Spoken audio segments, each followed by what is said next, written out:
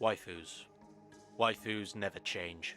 Gainax waged a best girl war to gather a fanbase full of slaves who were willing to give their wealth to anything with vague Eva color schemes. Kyoto Animation built a genre from the lust of people who were into god complexes. Yago shaped Hololive into an acceptable means of simping.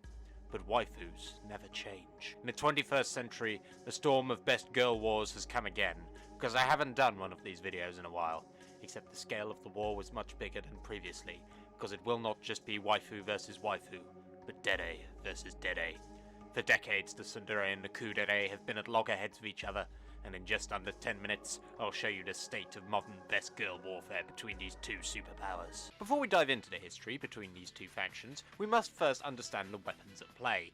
The Tsundere is possibly the most famous type of waifu, up there with the likes of the catgirl, the idol, and the possessor of an unspecified backstory. The Tsundere is someone who starts off as cold and hostile before gradually warming up to the character over time.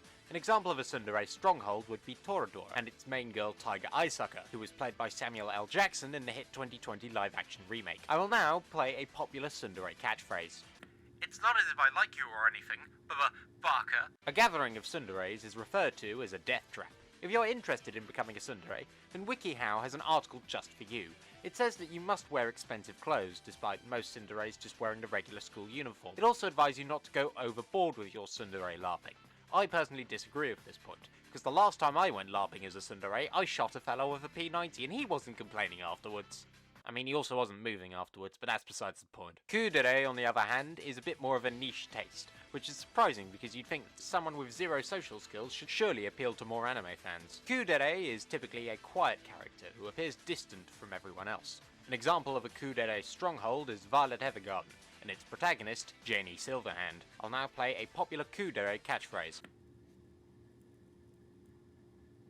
A gathering of Kuuderes is referred to as an awkward silence. WikiHow also has an article on how to become a Kuudere, and some of their advice includes read harder books with new vocabulary. So I'm reading this bad boy.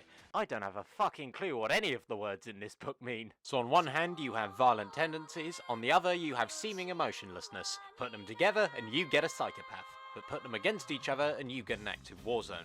First skirmish of this war being Neon Genesis Evangelion. Here we see Asuka versus Rei, Tsundere versus Kuudere, red versus blue, mummy issues versus the issue of being Shinji's mummy. This was the waifu equivalent of World War I, because the refined weaponry had been unleashed on both sides, and that led to an ongoing stalemate. They were relatively new ideas, so they went all the way on the Sun and the Ku, but didn't go far enough with the Dere. Asuka was so violent that she somehow slapped even harder than the Evangelion OP, and Rei, by contrast, managed to express even less emotion than Ramiel. Asuka spent her time in the series slapping Shinji around the face and getting weirdly intimate with Mr. Ikari. Then in the movie, Shinji got to see her tits. Rei, by contrast, spent her time in the series slapping Shinji around the face and getting weirdly intimate with Mr. Ikari.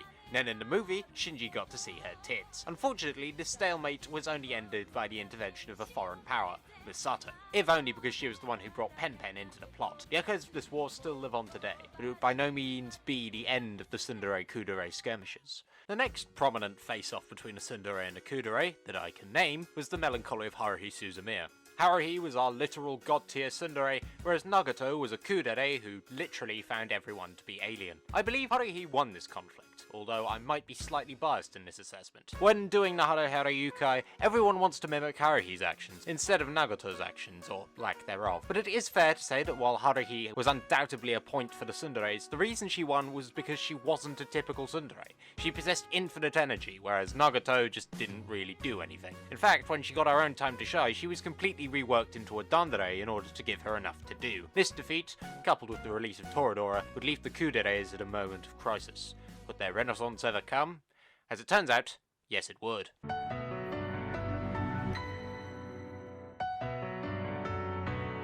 Angel Beats came out in 2010, and foretold how the decade would go, because it was a Kuudere dethroning a Tsundere. Yuripei starts off promising, but her spotlight is immediately yoinked by Kanade, who goes from the villain of the series to so cute you would donate your heart to her, as indeed Otonashi did. But this was a trend that would continue into the 2010s, as I've already covered how Kudere Mashiro turned a potential best girl war in the pet girl of Sakuraso against Nanami into a one-sided slaughter. And then, just when Tsundere Kurusu won the first season of Steins Gate, her subsequent absence led to the events I described in my Steins Gate Zero video, when we realised that you can't spell Moaka without Moe.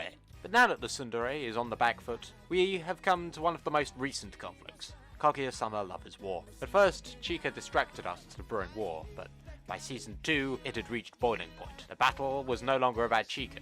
It was now about Kaguya versus Hayasaka. While we were all trying to learn the Chika dance, they had built up their own private armies. On one hand, Hayasaka, whose devotees proclaimed her as best girl because she was a maid who is overworked but still genuinely caring for her mistress. On the other hand, Kaguya's forces claimed it's her name in the bloody title, dipshit. But in a telling moment, they each adopt aspects of each other's personalities in Season 2. Kaguya learns to adopt a Kudere serenity to continue on her crest for Shirogane's affection. Meanwhile, Hayasaka has a right old blush about failing to get with Shirogane and even goes full tsundere on Kaguya. Perhaps the tsundere and the Kudere will learn that they have more to learn from each other than they have to prove to each other.